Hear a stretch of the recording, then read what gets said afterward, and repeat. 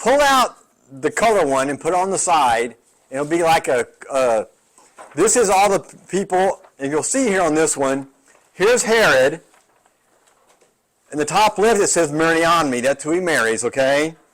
And then that's his children, okay? There are different colors representing different wives, okay? So Mariamne had 2 sons. Then he had another Antipater, Herod Archelaus, Herod Antipas, Herod Philip, and then Philip. See why it gets confusing? There's 3 Herods in the New Testament, right? Herod the Great, Herod Antipas, and Herod Philip. Then Herod Agrippa, and then Aristobulus, and then in the brackets are their spouses. Okay. You notice how some of those names are seen on other people's names? Because they trade spouses. And then, like if you look at Herod Antipas, you see they had a daughter named Salome who married his brother. He married his niece. You see that? Because it's the same name, right? Okay. So I'll explain all that, but that's what it looks like. So they marry their nieces, they steal their brother's wives, yeah. Okay, so green and green, she's the same person. Same person. So they only had one wife, but they traded.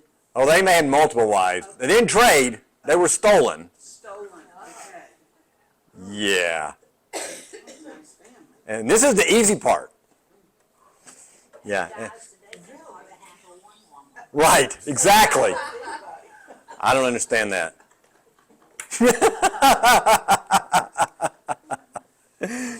And then next week, we're going to look at the Caesars and how they affected Christianity.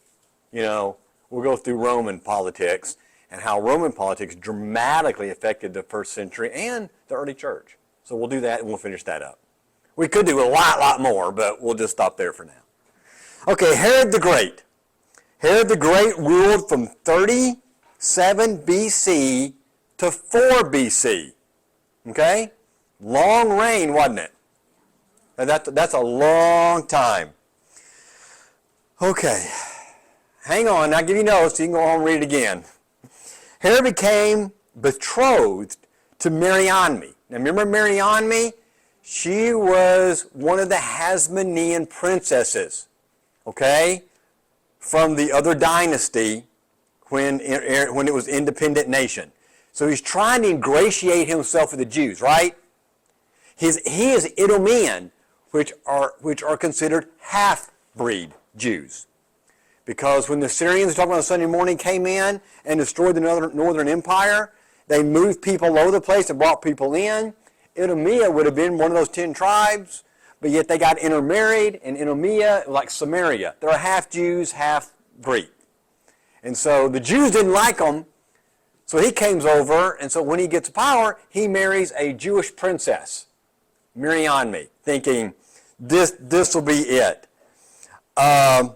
His mother was Anyway, let me try to go there. Mariamne, mother was Hyrcanus' second daughter, and whose father was Aristobulus, his son Alexander, and a niece to Antigonus, and all that was in last week's. And here's the point. Antigonus and Herod hated each other. So he married Antigonus' niece to ingratiate himself with the group, with the Jews, and tick Antigonus off. Like, I know you hate me, but I married your niece. You know, kind of a thing. Again, he hoped he really wanted the Jews to accept him as king of the Jews. Okay? And that's why he built the temple. The first century temple was called Herod's temple. The one Jesus went to, the apostles went to, it was because he rebuilt the one after the Babylonians destroyed it and they rebuilt the temple.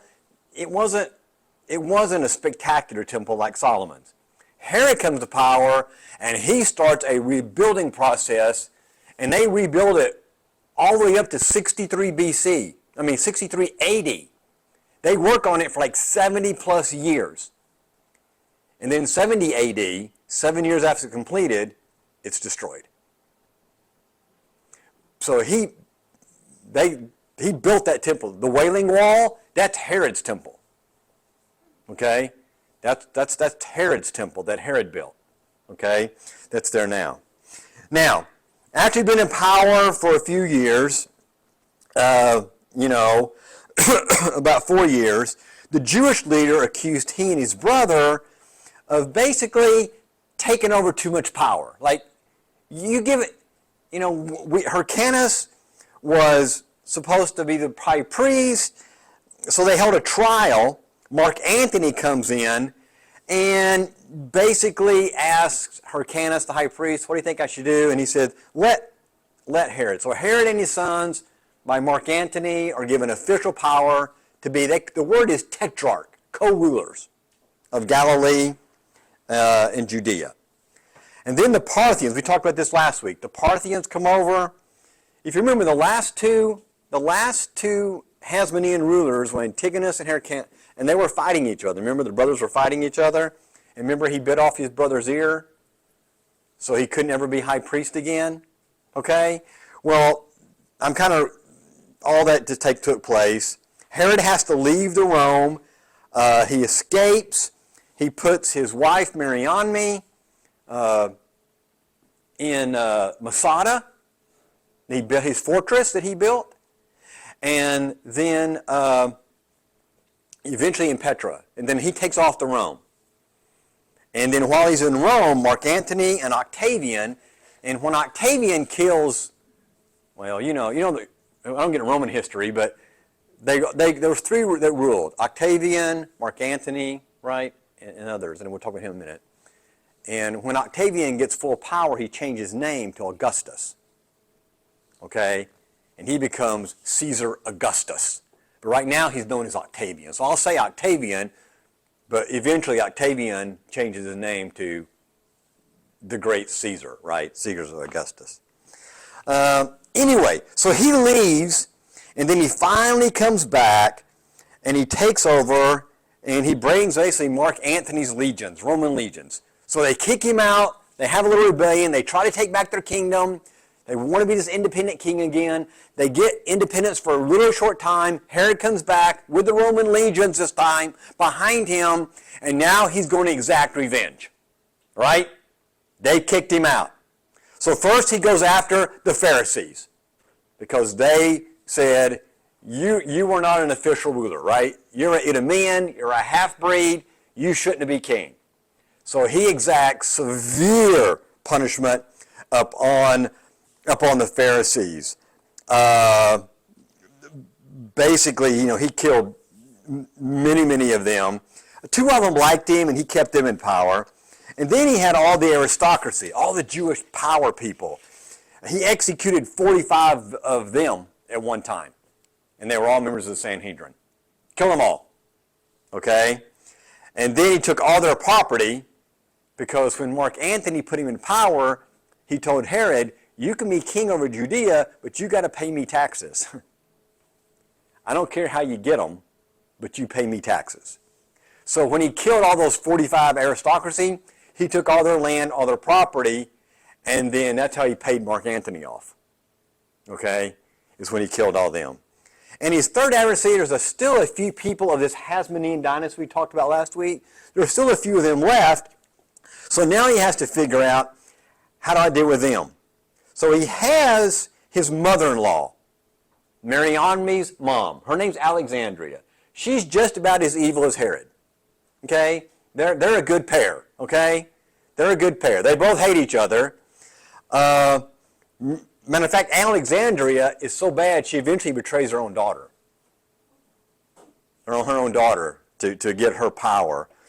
Hyrcanus, who was a former high priest, remember, they built his ear off. He got captured. He comes back from the Parthians. And then Herod's like, I can't put him in as high priest because his ear gone, right? And he doesn't have the full effect. And he said, I can't be high priest because I'm an Idumean. So he found someone from the Zadok-like line, supposedly from the lineage of Aaron, even though it was all suspect, some local nobody, and makes him high priest and controls him. Well, that didn't go over well because Alexandria wanted her 16-year-old son, Aristobulus, Mariamne's brother, to be high priest. Hang on, we're getting there. And just going to give you a little bit. And this is a big deal. She wanted him to be high priest. And so Herod put this other guy in high priest. So what she does is, Alexandra is very close friends with Cleopatra in Egypt. So she goes to Cleopatra and says, Herod stepped over his rule. Herod put this nobody in as high priest, should have put my son in, Ahasmonean, as high priest. Go get Antony to do something about it. So Cleopatra goes to Mark Antony, who steps in and tells Herod, hey man, get your guy out and put this other guy back in. So he forces Herod's hand, and he has to install Aristobulus or Alexandria's son as high priest, okay? So the tension there between he and, but he's 17. So Alexandra gets her way. That's his mother-in-law, right? She gets her son in power, but she uses Cleopatra and Mark Antony to do it. Matter of fact, and then Alexandra and her son get so scared, they try to escape, so they hide in coffins. They pretend that they're dead, so they can sneak out of the city, but Herod finds out about it, confiscates the coffins, gets them out of them, but he doesn't kill them because he's afraid of Cleopatra because of her influence with Mark Antony. And with Caesar. She also hooked up with Caesar for a long time too. Cleopatra did. So she kind of was wherever. Okay. So then they have this Feast of Tabernacles. So this young 17-year-old boy named Aristobulus, he is there and he's acting as high priest. He's part of the old regime. He's a true Hasmonean. The people love him. The people love him. How do you think that made Herod feel? Very, very jealous. So Alexandra thinks she's on top of the world right now. So she invites Herod to Jericho. They have a big party after the Feast of Tabernacles. And Herod says, it's hot. Let's go relax in the pool where it's cool. So they go down. They get in the pool. They're there in the pool. There's probably some other stuff going on we don't want to know about. And while it's going on, Herod has two of his friends go out there. They pretend they're joking around and playing around, and they drown the boy in the pool. Then he tells the population, I'm so sorry, they were just having fun, and they accidentally drowned him. And I'm so sorry. Herod grieves, he mourns, he pays for an elaborate funeral, but he had him murdered. His mom, Alexandria, says, I know what you did. I know what you did. So what does she do? She convinces Cleopatra, again, to go back to Mark Antony, and they put Herod on trial. So they bring Herod to Laodicea. They put him on trial. Realizing that he could be put to death, here's what he does. He goes to trial thinking, this may not turn out well. So just in case, he ordered his wife, Mariamne, to be put under guard or watched by his uncle, who was also the husband of Herod's sister, okay? And he said this, if I go to trial and Mark Antony finds me guilty and he kills me, then kill my wife the same day. Make sure there's no legacy. If I die, she dies. Okay? Lovely man, isn't he? Doesn't this kind of help explain Herod? Yeah, we've not even gotten to the bad stuff yet. So, Herod goes to trial. They have this big ordeal. Mark Antony basically tells Cleopatra this. Here's the quote. It is not proper to investigate too closely to the acts of a king, otherwise he may stop being a king. In other words, I know what he did. You don't want to start putting kings on trial, is what he said. doesn't go well for any of us. So he let him off. But then he took a big chunk of his territory, especially Jericho, and he gave it all to Cleopatra away from Herod to appease her. So this ticked Herod off. He didn't get killed.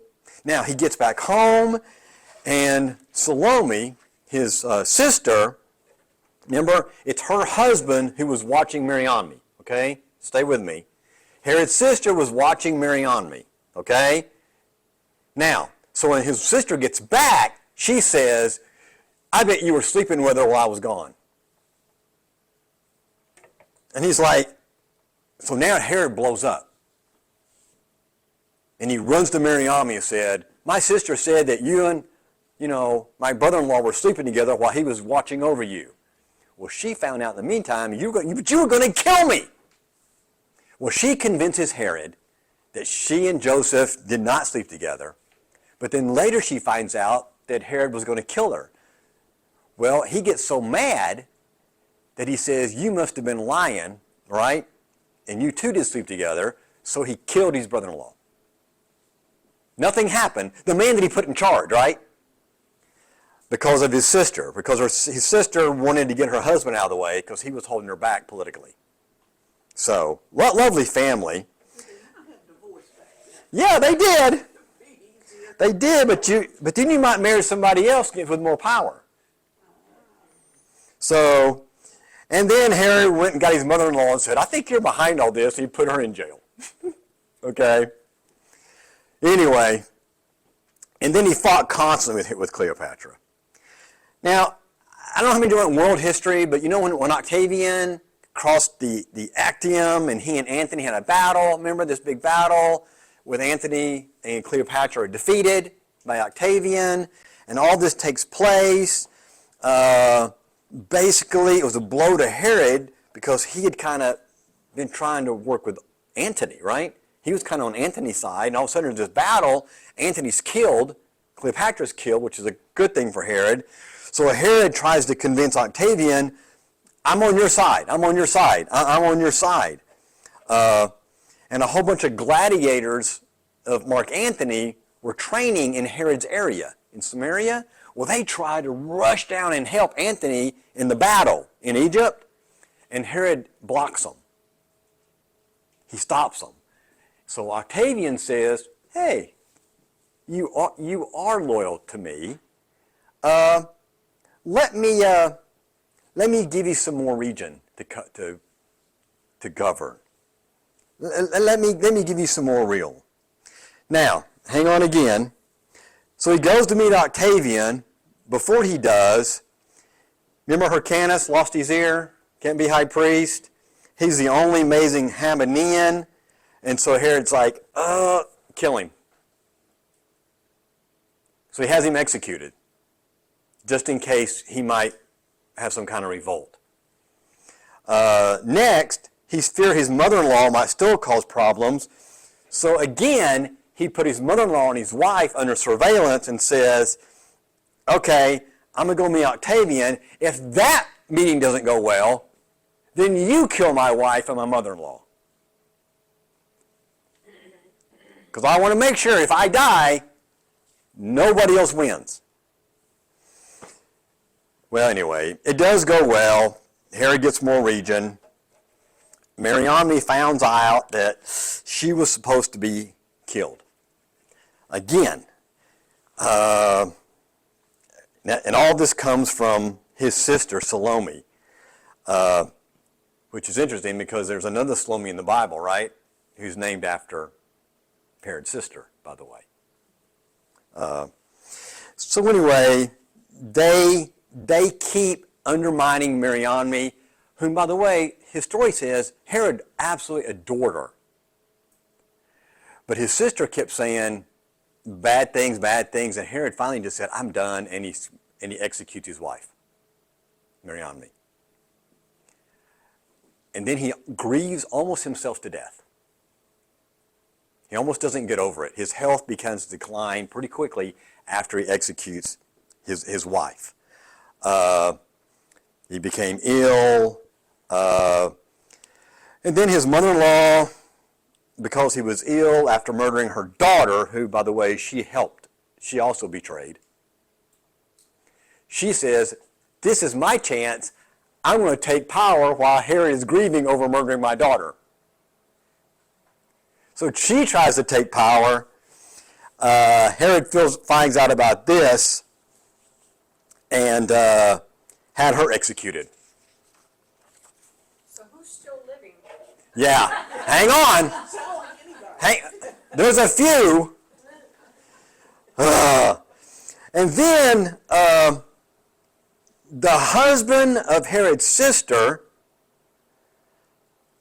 becomes under suspicion because she wanted to get rid of him. So Salome now betrays her own husband and tells Herod, I think my husband is also out with a plot to kill you. Go ahead. Who is that? I thought he already killed Herod Philip. We got another one. Oh. Which one is this? This one would be, he's the governor, he's not on here. Oh, he's not on that. This is a different Salome. The Salome you have on your chart is not the same Salome. Oh, okay. This is Herod's sister, Whose name's Salome? whose name's Salome. I'm sorry, they weren't very creative with names. I'm sorry. Okay. I didn't turn the AC up. I'm starting to get warm. Can't imagine anybody paying cents and examining all this stuff. Now hang on. You know, I gave you a color-coded chart. I know, it's still confusing. All you gotta do is read the paper today along. Yeah, exactly. So Herod was absolutely enraged that his brother-in-law was going to try to take over his kingdom, even though he wasn't. So Herod had him and all his followers, all his supporters, all of them executed. And again, he was the governor of Idumea. Anyway, so now all the relatives of Hyrcanus are gone. There's nobody left who officially could take over his throne. Now, while with Herod's there, he did a lot of things. He had the games, he had theaters, amphitheaters, hippodromes, he built fortresses, he built temples throughout the area, a royal palace. But the construction of the temple went from 20 BC to AD 63. 83 years they were building the temple. Even in Jesus' day, right? They were in still some of the early stages of building the temple. That's why when Jesus often talks about stones and this stone and that stone, they said there were probably loose stones around everywhere because they were still constructing it. I mean, they worked on this temple for 83 years. And that's his kind of big legacy. Now, Mariamne, who he murdered, had 2 sons which he loved. These are his 2 sons from his wife Mariamne. Now, he's thinking, they're going to be my successors. Okay? This is where it gets complicated. So these are going to be the successors. Their names are Alexander and Aristobulus. He sends them to Rome to be educated. Because Herod is all about Greek culture, Rome. He wants to... And so they stay personally with a personal friend of Caesar. Caesar welcomes them. Caesar Augustus welcomes them, provides for them, helps them with their education. And then this is where Herod makes his first will, okay, of successors. Just to give a hint, there's 6 of them total. His first will is these boys will be heirs to my throne when I die, because they have Hasmonean, right, royal blood in them, and the people will accept them. And I loved Mariamne so much before I had her killed.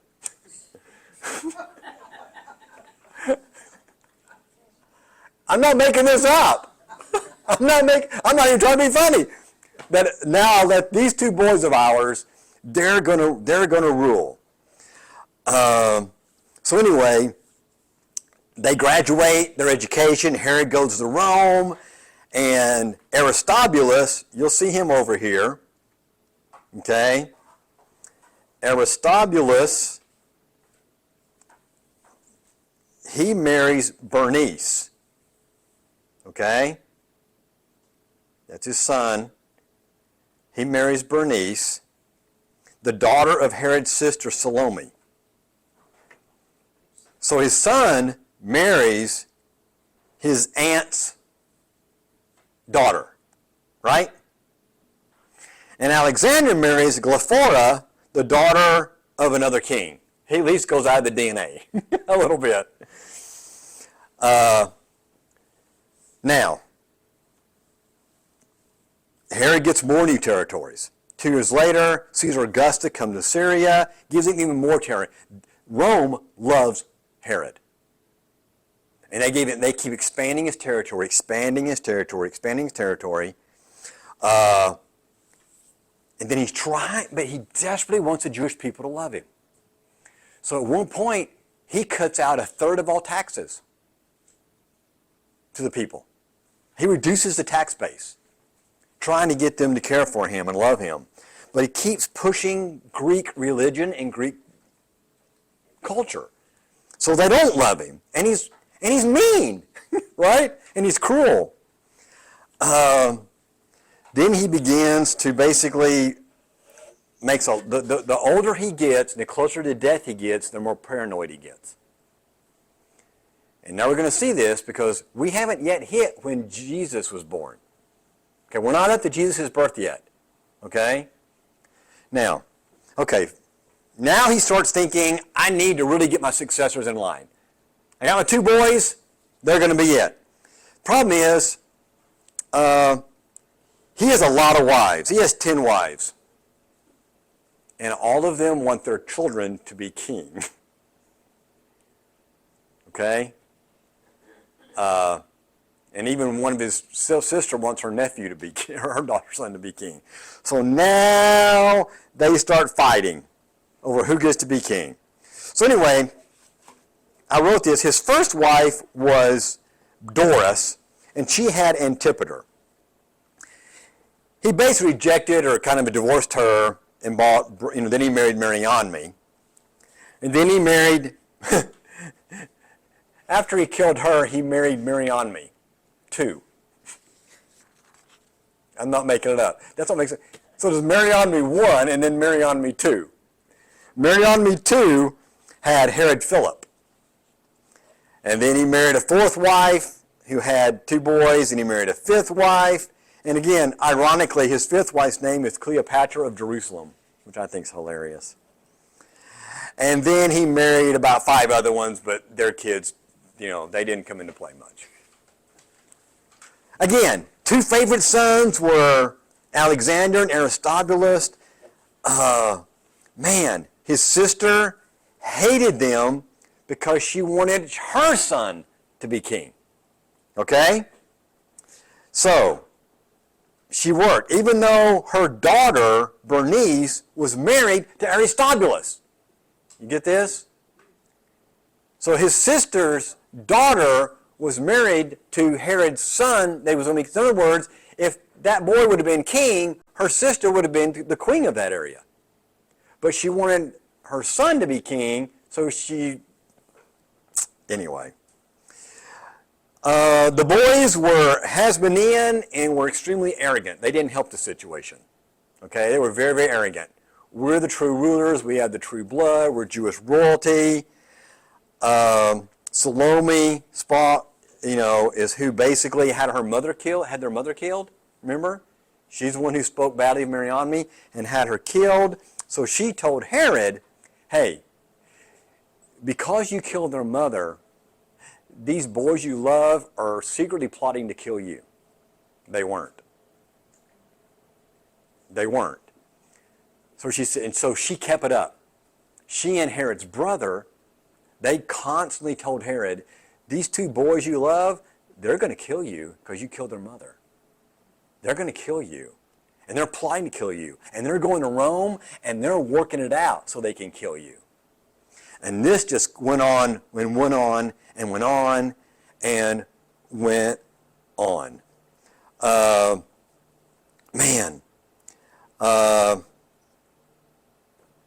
Disturbed about it, Herod calls his oldest brother Antipater, his son from Doris, who he had exiled earlier. and says, hey, I want you to go to Rome and watch your two brothers. Make sure they're not trying to kill me. So he does. And when he gets there, he says, yeah, I think they are trying to kill you. They're not. He wanted to be king. So he starts this whole idea and has a trial, and he brings them in, and Caesar comes, and basically, miracle, they all leave friends. And Herod decides, you know what? I'm making my third will. Because he kicked the boys out, the two boys out, with his second will and put an Antipater. And then when he got back together, he made a third will and made the two boys and Antipater co-heirs when he dies. That's his third will. He got home, Antipater, along with Salome and his brother, kept it up. These two boys are going to kill you. These two boys are going to kill you. They showed proof that they were going to kill him. And so Herod put them in prison. They got out of prison because, remember, one of them was married to a princess from another kingdom. They got him out. And then he basically names Antipater his fourth will as king again. Fourth will. Antipater's back in. Sends him to Rome. And then he keeps saying, even though he's going to be the official king, he still can't let these two guys live, his two brothers. So he keeps undermining them. And finally Herod becomes so suspicious that he just puts them both in prison. The two beloved sons of the blood of his dear wife, whom he murdered. He puts them in prison. And then Augustus said, you know what, you're king, do with your sons what you want to. But I wish you would have a trial. At least have a trial. Make this at least look good. And so he did. He had a big trial. And they had a big trial. And then he goes to Samaria. And then he basically, the place that he married Mariamne 30 years earlier, he has their two sons strangled to death in the same place. And they never revolted against him, that we can see. So he's killed their mom. Now he has both of those sons of his strangled. And then this Antipater, who now is going to be king, he gets impatient. And he starts complaining privately that Dad's living too long. Herod the Great, he should die. And maybe we should help him. So the real guy who's trying to kill Herod is now in the will. Right? So he goes to his uncle Pharis and then his aunt Salome, and they try to figure it out. And Salome runs to Herod and says, hey, your brother and your son are trying to kill you. She betrays all of them. Remember, she still wants her son in, remember? Even though she was part of the plot, she betrays all of them. Antipater hears that his sister, his aunt's going to interrogate him, so he sends a note to Rome and says, hey, could you have Caesar Augustus officially ask me to come to Rome? To get me out of here? And Caesar makes an official plea, I would like to have Antipater come to Rome. So he gets out, and he's holding in his hand, though, the will that says he's going to be named the sole heir, because Herod hadn't figured it out yet. So while he's in Rome, Herod's brother died, and Herod starts figuring out, why did my brother die? Remember, he's part of the plot, but what? He doesn't know what's going on yet.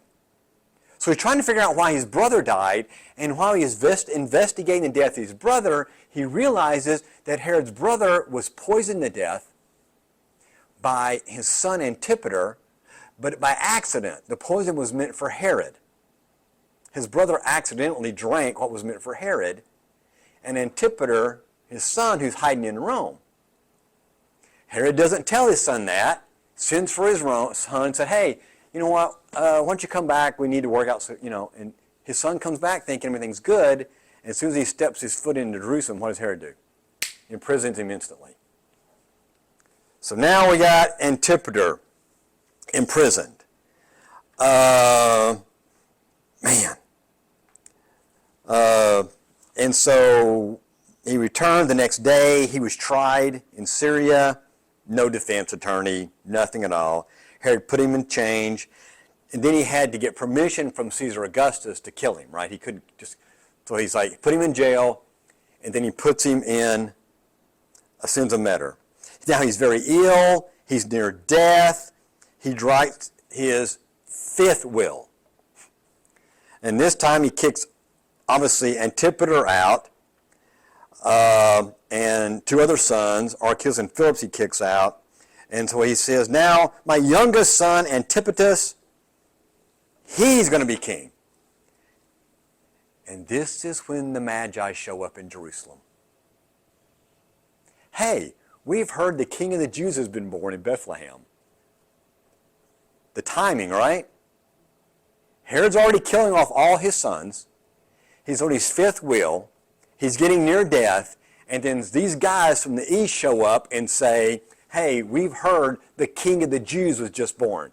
You see why he went through the roof? And so that's why he does this whole thing. Tell me where they find this King of the Jews. I'm going to worship him too. He's like, man, I've eliminated all my rivals and I got a new one. And that's why he doesn't hesitate, you see? Him killing off all the first male children is no big deal for this guy, is it? No. So he kills off all the firstborn. Your question? Yeah, go ahead, Carol. You've lost me, but anyhow. No, I'm sorry. This Herod here. Yeah. And the Magi came into town. Is that still Herod? That's still Herod the Great. So you're not lost. He has all these other sons named Herod, but they're not in power. We're still got the same Herod. You're with me. Trust me, I know it's confusing. That's why we don't teach this much. But I'm hoping maybe you'll be encouraged to go read some more about it. And I'll give you some resources of that. And so anyway, now Herod's about 70 years old, but he's very, very poor health. Very, very poor health. He has some incurable diseases. We don't really know what they were, right? We're not sure what his diseases were, but they weren't incurable. He kept going to the baths and the spas and finally he came to realize, I'm going to die. And it's going to be quick. It's going to be soon. Instead of waiting for him to die, two Pharisees think, the gate to Jerusalem has this big Roman eagle on it. Let's take it down because Herod's so sick he won't care. So they get a group of men, they sneak out and they rip the Roman eagle off the gate to Jerusalem. Herod, who is close to death, has them all burned alive. He's like, I'm not that dead. And then he realizes it's getting close. He goes back home to Jericho. And here's what he does. He knows he's close to death, so he has his sister Salome and her new husband, and he invites all the Jewish aristocracy and leaders to come to the Hippodrome for a big event. So all the Jewish leaders in the whole country, they come to the Hippodrome. Herod locks them in and tells his sister, I'm going to die soon in the next few days. When I die, kill every single one of these people. Because if I die, the Jewish nation's going to have a party. Kill all the leaders so they'll grieve. They may not grieve over me, but they're all going to be mourning. So I'm going to die in a few days, kill every single one of the... So he locked them all in the Hippodrome until he died, until his sister and her husband, you make sure every one of these Jewish leaders and aristocracy are murdered the moment I die, so the whole nation will grieve and mourn when I die. I'm almost done with him. And then Herod finally gets approval. Right before he died, he gets approval from Augustus to murder his son or execute his son Antipater. So 5 days before he dies, he has his son Antipater executed.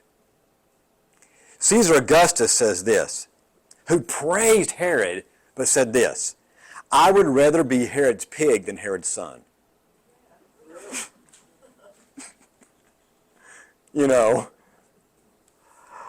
So now he makes his final will 5 days before he dies. Number 6. And he names Archelaus as king, Antipater, tetrarch of Galilee and Perea, which is who we're going to deal with a lot in the New Testament, and then Philip, another tetrarch. He died in Jericho, and by the way, rather than killing all the Jewish leaders, his sister let them all go. So that was at least a positive thing. Rome comes in and does divide his kingdom up in the way he asked in his will, but he had asked for a couple of them, or one of them, to have the title king, and Rome said, nobody's getting king. You can be tetrarchs or co-rulers, but you can't be kings. And so we have basically these guys. Archelaus is Judea and Samaria, Idumea. That's who was supposed to be king. Herod Antipas, he's the guy in the New Testament we're going to deal with. He's named tetrarch of Galilee and Perea. This is who Jesus would have dealt with. The Herod that Jesus dealt with was Herod Antipas. Okay? And again, Rome loved him. He kept the Parthians at bay. He kept Rome safe. He built Rome things for Rome. He did everything Rome wanted. The Jews, he was violent, 34-year ruler, a half-breed Jew who didn't need to be there. Okay, that's Herod the Great in a nutshell. But you notice the timing of the birth of Christ, right?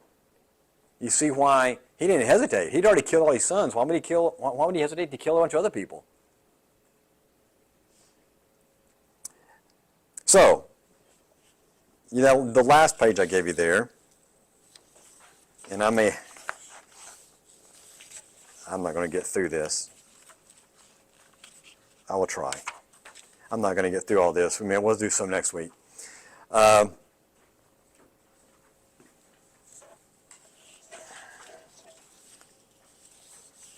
can't decide to. No, we'll push on a little bit. Archelaus was the next. You'll see the rule of Herod's sons on the notes I gave you. There's 3 boys ruling: Archelaus, Herod Antipas, and Herod Philip. They're all ruling after Herod died. Okay? And a lot of them had the name of Herod in their name. That's why it gets confusing.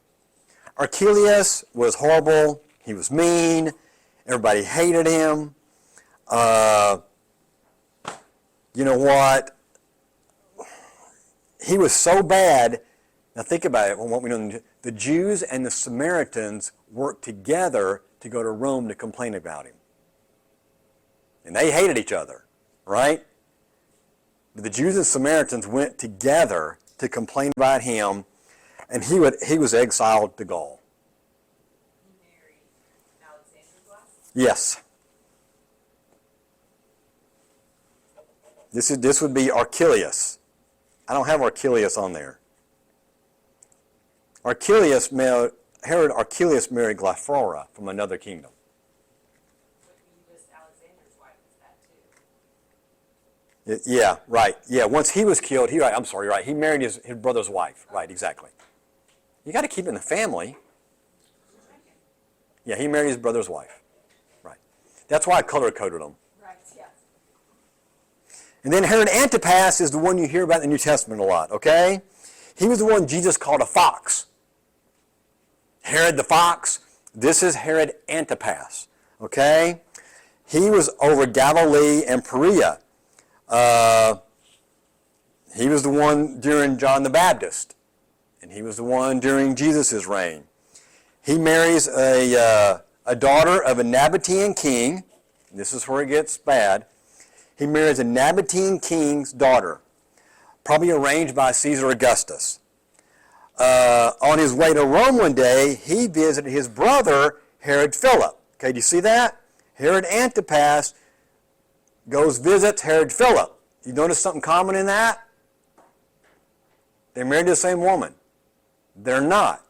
When Herod Antipas meets his brother Philip, he meets Philip's wife, Herodias, and says, hey, why don't you leave my brother and come marry me?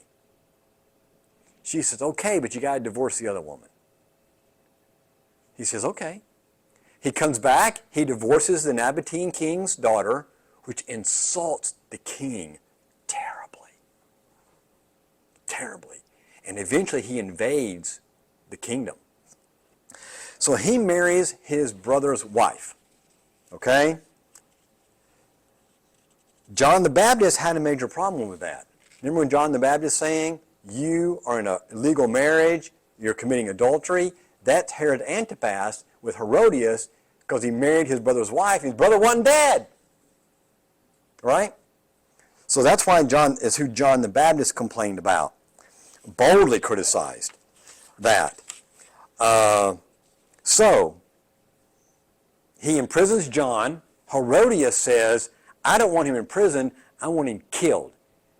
And Herod Antipas said, I don't want to kill him. The people love him. I don't want to kill him. So she has her daughter, Salome, named after Herod's sister, right? Dance at a party, a birthday party, remember that? For Herod Antipas. And while she's dancing, Herod gets so excited, he says, hey, honey, anything you want, up to half my kingdom asked. She runs back to Mama, and Mama says what? Cut his head off and bring it to me on a silver platter. So she goes back to Herod Antipas and said, what I want is to cut John the Baptist's head off and give it to me. And he doesn't want to. He's afraid of doing it. It's going to make the people mad. But he does it anyway because he made a promise. And then she gets John the Baptist's head and she walks it to her mother. Okay? Anyway. So, that's this Herod. That would be Herod's son, Herod Antipas, that we see that. We see Herod Antipas 3 times in Jesus' ministry. Okay? The first time he heard of Jesus and said, oh my goodness, this Jesus is John the Baptist come back from the dead to get me. Remember? That's in Matthew and in Mark and in Luke. He was scared. He's like, Jesus is John the Baptist come back to get me because I killed him. The second time is Jesus is through his journey, and while he's there, some Pharisees come and say, hey, Herod wants to kill you. Well, this is Herod Antipas. And Jesus says, go tell that fox I'm going to keep doing what I'm going to do. That's Jesus referred to Herod Antipas. He goes, tell that fox I'm not changing what I'm doing. And then the third time was at the trial, when Pilate sends Jesus to Herod. Remember, during the trial? It's Herod Antipas. It's this Herod that he sends Jesus over to the trial. So he finally gets to meet Jesus, and they make fun of him, and then they send him back to Pilate. And we know, right? Pilate and Herod hate each other. Well, now they became best friends over that. Herodias, his wife now, loves her younger brother, Agrippa the First. Okay? She bails him out a lot. She nags her husband to ask for the royal title. It didn't really go well, and they get both exiled. So she pushes him to ask to be king. Rome says, we told you no, and now you're gone. And exiled both of them. And that's what happened to Herod Antipas. Herod Philip, he wasn't in the Bible, but apparently something happened, and he was apparently a nice guy. And ruled well, ruled peacefully. Everybody liked him. Didn't murder anybody. Lost it. Maybe it got better after Herodias left him. I don't know, right?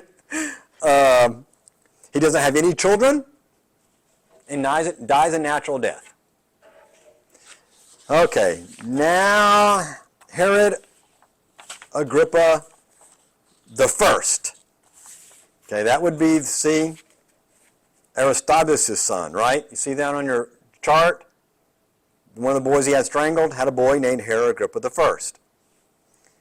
Now, he's a son of Aristobulus, the grandson of Mariamne. The people like him, right? because he has, remember, Hasmonean blood in him. He's also in the New Testament. He gets more and more power. They say that he's at the Mishnah, the Jewish writings say that he was at a feast of the tabernacle and he was reading from Deuteronomy. So the people liked him. He's reading the Bible. And he says, oh, the Bible says you shouldn't put a foreigner over you. I shouldn't be king. I'm not a foreigner. And all the people yell, you are our brother, you are our brother, you are our brother, because of your grandmother, Mariamne. He's welcomed by the Jews. The Pharisees like him. He keeps strict observance of the Jewish law. They tend to like him. He has sisters, you'll see, Herodias, Mariamne, Herodias, and he marries his Bernice. Okay? Now, here's where it gets problem. He is the one, because the Jews like him so much, he's the one who beheads James and imprisons Peter. This would be Herod Agrippa I. In Acts, where James is beheaded, because the Jews like him so much, he goes strongly against the Christians. And this is the Herod who beheads James and imprisons Peter. And that's why, and then remember Acts 12 says, after Herod made a thorough search looking for Peter, he couldn't find him, he cross-examined the guards and ordered that all the guards be executed. That's in Acts 12. That's this Herod. Okay? That's why it gets confusing in the Bible, right? It just says Herod, but there's 3 Herods in the Bible.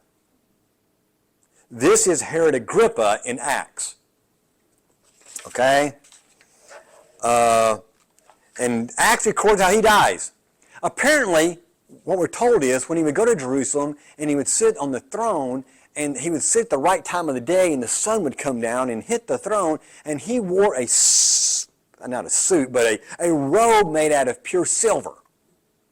Silver ingots and stuff. And so when the sun hit it, they said it was like dazzling.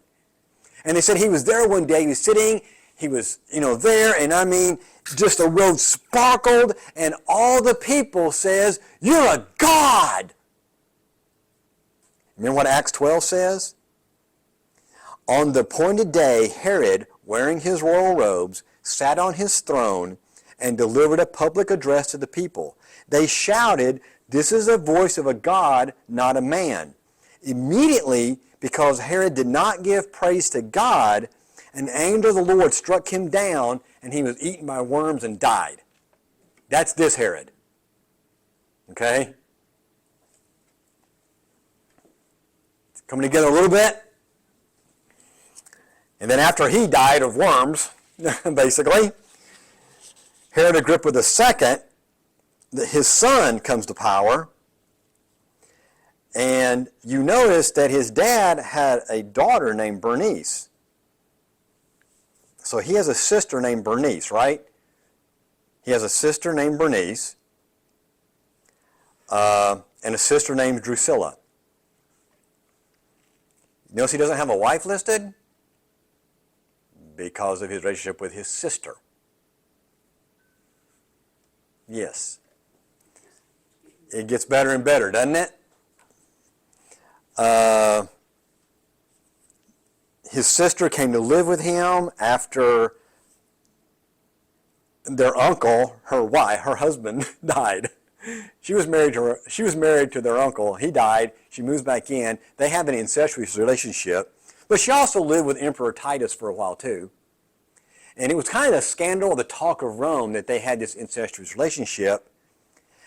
And so this is who Paul appears for. Remember when Paul is arrested by Festus? Remember the Jews, he's arrested in Jerusalem. They take him, to Caesarea. They put him in prison. And then he appears before the governor. And then it says that basically he went and met before Agrippa and Bernice. Paul sat before Agrippa and Bernice, brother and sister, but in relationship. That's who questioned Paul. Okay? And that's in Acts 25. Were they the ones that said he said they were almost persuaded? Yes. That's exactly who Paul talked about. It was these two.